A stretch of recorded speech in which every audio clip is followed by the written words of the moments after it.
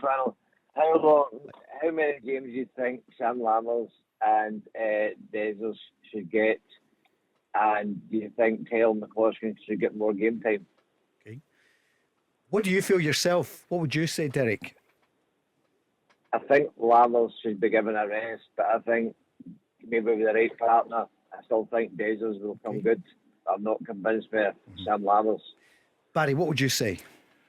Yeah, but look, both of them are struggling a bit. There's no doubt about it. And you see the manager's obviously played them because he's desperate for them to get that bit of confidence. But I thought you seen the difference on Saturday when Danilo come on up top.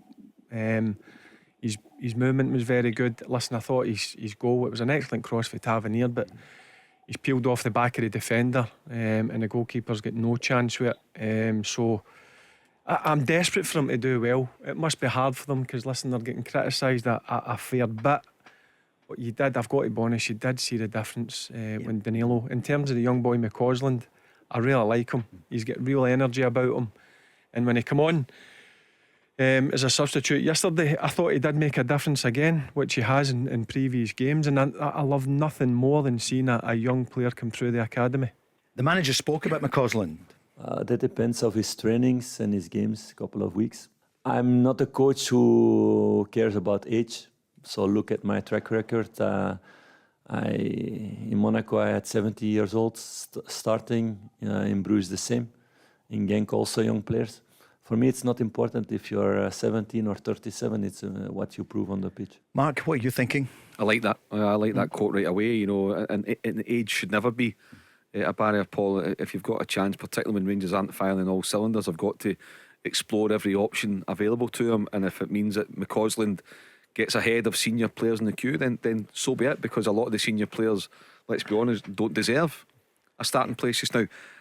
We spoke at length about Dessers last week when we were listening to his interview. You think he wants to do well. I think he's a boy that cares. I don't think he's a boy that says, just give me my money and I'm not giving, what happens. And I think Derek senses that too. I hope he comes good, but at the moment it's hard to justify him getting a starting slot in that team. Yeah, but I'm desperate. I'm desperate for him to do well. I thought he came across brilliantly in his interview last week. And one thing about him is you can't deny is he does work hard off the ball. Sometimes it's maybe working, this might sound daft, working too hard.